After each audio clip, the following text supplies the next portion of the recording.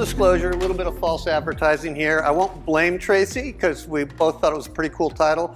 I wouldn't call my project affordable 5 or 6 years ago. 10 years ago, I would have said it was wicked expensive, but we live in a different world now. So that was the problem statement. I don't know if you guys have ever seen this. Chapman University, not us, did a study of world housing prices, and they finally decided that unaffordable didn't cut it anymore. There's unaffordable, there's seriously unaffordable, there was, I can't remember what the other one was, and at the very top of the pay chart was impossibly unaffordable. And by impossibly unaffordable, they mean it takes an income of 12 times the median income of the area to buy a home. That's the San Diego market today, and that affects everything we do. I won't tell you why student housing is important. You all know that better than I do. I will tell you that up until 5 or 6 years ago, I would have told you that we don't build housing for the sake of housing. We are not real estate developers. If somebody were to ask me what a student housing project is meant to do, I would say it's meant to advance student retention rates, it's meant to advance GPAs, it's meant to advance student engagement. That isn't true anymore. We've come to a point where if our students can't live here, they can't go to school here. And just like all the rest of you, we're in a national market. We're competing with kids from all across the country, and if we can't give them a place to live, they can't come here. So as we started defining the problem, we'd been talking about this since pre-COVID, and then COVID totally hammered our housing reserves. We built a new campus that hammered our debt service requests. So my counterparts in student housing and operations had probably been arguing with our CFO, my boss, for probably, well, like I said, pre-COVID, as we really need to get student housing in place. And what finally triggered the thing that we could make this go ahead was the idea of a large-scale housing program phased. And the phasing became critically important because that let the initial capacity add student occupants, which adds revenue, which allows us to support the debt service on subsequent projects.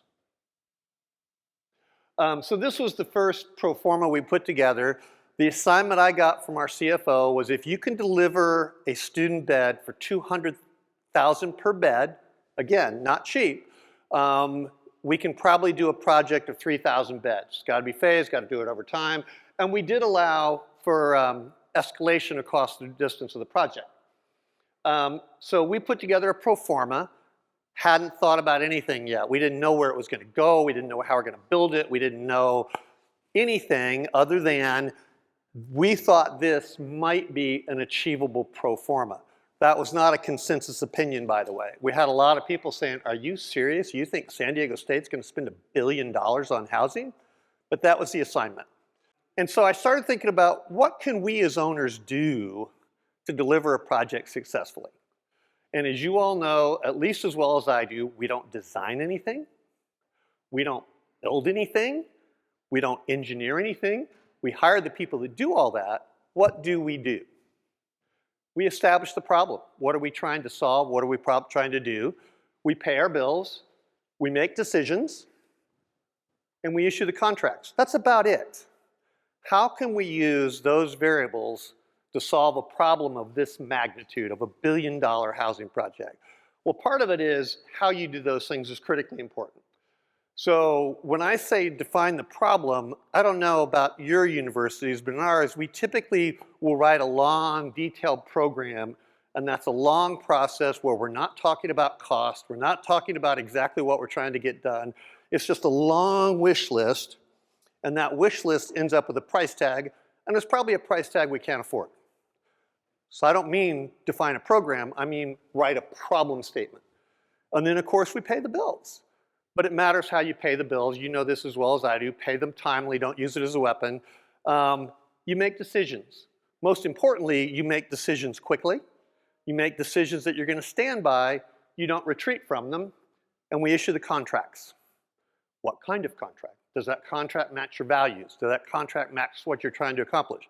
And what I probably should have said as one of the great controls we have is speed. Timeliness. For the life of me, I don't understand why more of my peers in our system don't understand how important speed is, because boy, do we live in a world where time is money. So knowing time is money, knowing that we have to move quickly, we went at several things at once. And I'm going to gloss over a lot of stuff. I'm not going to talk to you about the California Environmental Quality Act in California, how elaborate and ridiculous that is. That's a year-long process. I'm not going to talk to you about the final financial analysis and how we do that. I'm not going to talk to you about how we put the budget together. What we did decide is everything all at once. Nothing is sequential. We got a statement. It's funny, I was going through my performance evaluation from last year. There was not a word of student housing in. Not a single syllable about a student housing program. And we now have 3,000 beds, 4,000 beds of student housing under contract. So that's how quickly we went from our CFO saying, let's do this, to let's get the housing out the door. So our problem statement, we've learned probably one of the longest things it takes a design build team. I should back up a little bit. We typically use progressive design build. We call it collaborative design build. So it's a two-step process. We select the team. We have identified the fees and GCs that are the cost component that we award based on cost for. And then we go through the process of figuring out the direct cost jointly, together. And we've learned probably the longest step in that process is not writing the response to our RFP. It's doing the joint venture proposals. Those contracts take substantial time to put together. So we've learned, just get an email out. Tell all the builders and architects in your market, hey, we're doing this project. They will get really busy finding their partners and doing their joint venture agreements. And all we told them is 3,200 beds, lowest cost is going to win. We were crystal clear, lowest cost wins. We told them we care deeply about how fast you can get them in place. We are going to give you a significant financial incentive plan. We didn't say what it was, but we did use the word significant. And we told them we're going to give them $400,000 stipends if they don't win. And the number, to be frank, $400,000 was intended to be enough money to sound crazy to my boss, and enough money that the participants go, these people are serious. I'm going to take this pursuit seriously. So we did, again, two things at once. We've just told the world that we're going to do this project. We then went out and did another solicitation for lack of a better word, a siting study. Where are we going to put these units? How are we going to construct these units, et cetera, et cetera. So we hired Gensler out of San Diego to do the study for us. And it was really a pretty simple exercise. What does a bed look like? We told them how many freshman-style beds are we going to have. There's another program component we call the flex building. We've got a couple buildings in this format already. It works really well for freshmen. It works pretty well for sophomores. You can flex back and forth, hence the name flex. And then, of course, we knew we needed a whole bunch of apartments. And we defined what an apartment was. We told them these are the footprints we gave the team. And then we took a look at how do we think they're going to build these things. So if you were to take a look in any major California market today, they're building 5-story type 3 wood frame buildings. That's the cheapest development footprint you can find in San Diego today. If they want a lot of density, they'll put it on a podium. That's how they get to a higher story. If they can afford to do it at a lower density, they'll put it slab on grade. So we took a look at that and said, okay, there's a couple locations where we know we need higher density, but every chance we get, we want the cheapest possible construction type. So that's why you're seeing 2 especially highlighted. We thought we would do a whole bunch of 5-story slab on grade type 3 wood buildings. And we said slab on grade because we've built podium buildings ourselves. Last time we built one, it took about 11 months to finish the podium level and about 11 months to finish the building. So we thought, well, heck, let's just skip the first 11 months and go straight to finish the building. But we knew we had some buildings that had to be taller than that to get the density we wanted. And so we started looking across the campus, where could we put this number of beds? And so our target is 3,200 beds. And again, mostly 5-story, a couple buildings are 8 stories. They identified 2 sites for us. We assessed affordability, utilities, all kinds of things, but that's what we came up to with a couple sites. One of them is our Peninsula site.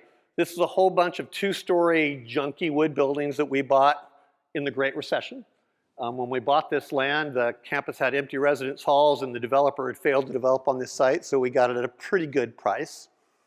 And we realized when we did this, we had the opportunity, if we had so much density on one site, probably the most expensive portion of every one of our residence halls is the program space. More than the beds, it's all that amenity space. Typically you use a higher ceiling, you've got a different space configuration. It doesn't really work very well in a wood frame building. So we said, let's pull that out. And we'll do that amenity building completely separate so you don't contaminate the cost efficiency of the rest of it. While we were doing this study, we were also, again, everything is parallel, right? Nothing is sequential in this process. We're doing everything simultaneously. So we got our final copy of the feasibility study on a Monday. I think it was on a Wednesday, we issued it to our short list. So we had gone through a qualification-based process. I think we had, what was it? I think we had 8 different vendors applied for it. The bonding level alone, we assumed we'd have 3 buildings under contract at one time, so we set the bonding level at, I think, $420 million. In San Diego, that selects it down quite a bit. There's not that many people that can bond $420 million. So we came up with our short list. We identified 4. And we told them by this time, the incentive package is $15 million. Originally, we had thought we were going to use this money for schedule incentives. That's how we've historically used it in the past. But we realized in our collaborative design build delivery model, the biggest risk factor is how do you control for the biggest risk in the room, which inevitably is me, unless of course my boss is in the room. And then they are the biggest risk. And the reason I say that is we say we want something and they move heaven and earth to do it. Right? These are smart people. They want to give you exactly what you want. And if you're not smart enough to know you can't afford it, they'll probably give it to you anyway. So what we said was, your contract tells me what your fees and GCs are going to be. It also says we're going to identify the direct cost of construction jointly through a GMP negotiation process and design evolution process. What our incentive package says, that initial proposal you gave us, that one that you gave us when we awarded the project, if we hit the bed numbers, you get the $15 million. If you miss the direct cost numbers, you don't get the $15 million. It's not liquidated damages. There's no contest on whether or not it's sole discretion of the university. But that $15 million is why we had a lot of confidence that these aggressive numbers we would be getting are achievable, and we would get them there. So when we went down, our selection process, we came down to the 4 teams. And this is a process we've used on a lot of projects. We do 3 meetings, 2 of them are confidential, and it's frankly just like you're designing your building. It's like the early design phases of any project. I used to call it taking them for a test drive. We want to see what it's like to work with the team. We want to see what they're going to work with. Historically, we would tell them, we're not picking a project, we're picking a team. What's different about this one is, we want you to tell us how you're going to deliver these beds. And that is going to be the way you do deliver them, or you won't get those incentives. What was fascinating was 4 totally different solutions. I was really startled. I expected to get 4 type 3 wood buildings, not at all. One team came in with exactly what we expected, a couple podium buildings for the ones that we knew had to be taller. All the rest was type 3 wood frame, slab on grade, exactly what we expected. One team came in and said, you don't understand how volatile wood is. The market volatility for wood is an existential threat to this project. Can't absorb that. Got to do it with metal stud. That solves that volatility problem. All right, made sense. Another one said, no, you don't understand how important time is. Yes, it was metal stud, but it was prefabricated in Mexico. They developed all the panels in Tecate. So they got away from all that on-site labor costs. The one that none of us saw coming was a type 1 concrete building. Did not predict that was going to happen, didn't anticipate it. But the team that proposed that, strangely enough, was the largest home builder in California. I would have said that's KB Homes or Kaufman and Broad or somebody like that. Not true. The largest residential builder in California is Swinnerton, and it's all high-rise. They build in downtown San Diego, downtown San Francisco, downtown Long Beach, downtown LA. It's all type 1 construction, and they know how to put it up. Their proposal was type 1 concrete. So then we're looking at the pro formas. And strangely enough, of the panelized, simple type 3 stuff, yes, the wood was the cheapest. No doubt about it. There were some advantages to the panelized system. The project that came closest to getting the project without getting it was the panelized system. And a lot of this got into cost of delivery. So what I should also say, we changed our program during the process of selection. So we assumed you got to put up a couple buildings first, then you can start taking buildings down. We assumed that as soon as you deliver a bed, we can move students into those beds and you can demolish the next one. And it turned out it wasn't quite that simple. You can't put apartment dwellers into a freshman building. You got to deliver like for like. And so one of the points that we didn't quite see coming was we had to finish the flex building in a summer break in order to demolish the first of the apartment buildings to build the next towers. And so one of the competitors came back and said, if you can let me start in June of 25, I'll give you your flex building in the fall of 26. Now that took an environmental process from challenging to stupid crazy. It meant we were going to do the fastest EIR we've ever done in our campus history. But we talked to the competitors, because when it's something that changes the ground rules, the rule is if my answer changes the terms of your proposal, that's got to go out via addenda. So we talked to all the other teams and said, we're thinking about making this available. What is your reaction? And the reaction came is, if you can give us permission to start, we're going to save you at least $40 million over the cost of your program. Okay, 40 million bucks. That's a lot of money to make a campus hurry up. Even presidents get excited by 40 million bucks. We said, okay, let's do that. Now, all we're awarding to at this point is just fees and GCs. It's our two-step progressive design build contract. But what's interesting was the lowest fee was also the highest quality points, which isn't all that unusual, strangely enough. What we've kind of learned is the teams that figure out your project the best figure out how to deliver it efficiently and figure out how to deliver it cost effectively. So that's not all that unusual. So as you can see, we had a pretty significant range in fees across the project. But what did that really mean to us?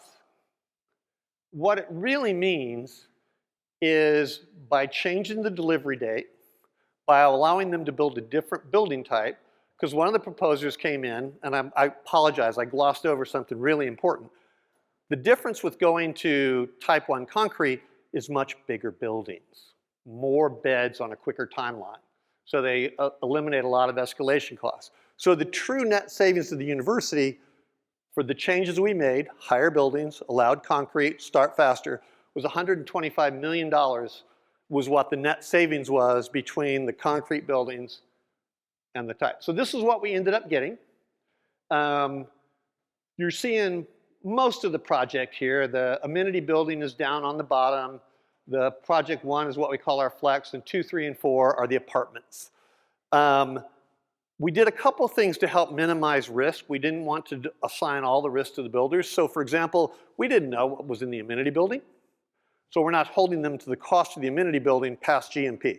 So we gave them a number. We said it doesn't really matter what the number of the amenity building is. Your incentives are still going to be achieved on the cost of the beds. We're absorbing the risk of the amenity building.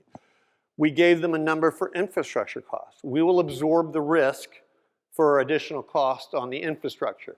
You, however, have $15 million at stake on delivering those beds for what you told us you were going to. And so this is what we're end up getting. They're putting in place the flex building is our freshman sophomore building. That has to go first.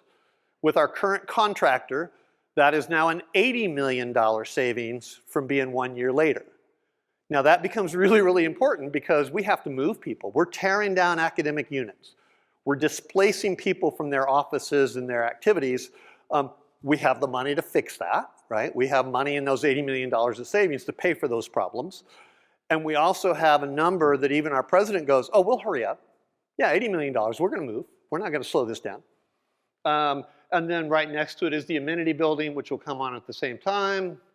We're also building a true freshman building that sits on a different location. The reason I'm excited about this project is not that it's a beautiful building. In fact, my favorite was the second place. It was gorgeous. They were stunning. 5-story, it fit the campus. It really hit our Mission Revival campus.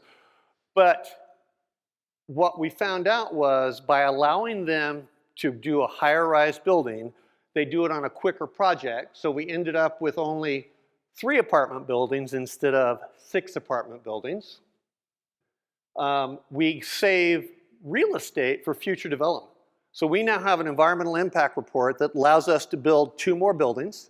We will have the infrastructure in place. We'll have the site development in place. They're not paid for. They're not part of the contract. But it's going to be really easy to do those next ones. But they're doing it 3 years faster. So what does that really mean to us? This is the original pro forma. There's 3 buildings we're not going to construct. 3 buildings that don't have escalation, don't have general conditions, don't have architectural fees. 3 buildings that just never happen. So if I go back, if you remember, this was a $1 billion project when we started.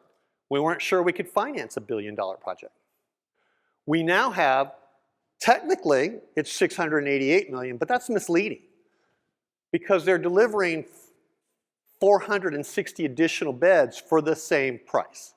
We're not paying a penny for the additional beds. So you could make a pretty powerful argument that the real value of this building, this project, is $400 million less than our initial pro forma. And that's making all the difference in the world. That's why we're now confident we can get this thing financed by our board of trustees. I won't tell you the buildings are glamorous and glorious. There's no brilliant technology that you won't see anywhere else on your campus. But I was startled at how much our design build partners could influence the cost and the outcome if we just let them compete on a problem statement as opposed to building a particular building for us. I'm happy to answer any questions you might have. Yeah, I'm curious, what you said you are displacing a lot of folks from the buildings you're tearing down. What solutions did you guys look at and what options did you have available for where to put those folks? No space exists for them. We initially budgeted $5 million to reaccommodate them. That's not enough. We're going to spend closer to 10, and they're going to have to make a couple moves. But we have identified a location where we're going to renovate an old fraternity house. They've already named it. They've already given it a program name. They're actually really excited about it because that means they get to put their fingerprints all over it and do all that fussy design work that I'm not letting my housing director do. That's why they're happy. They get to really meddle with the design of their building. Beautiful.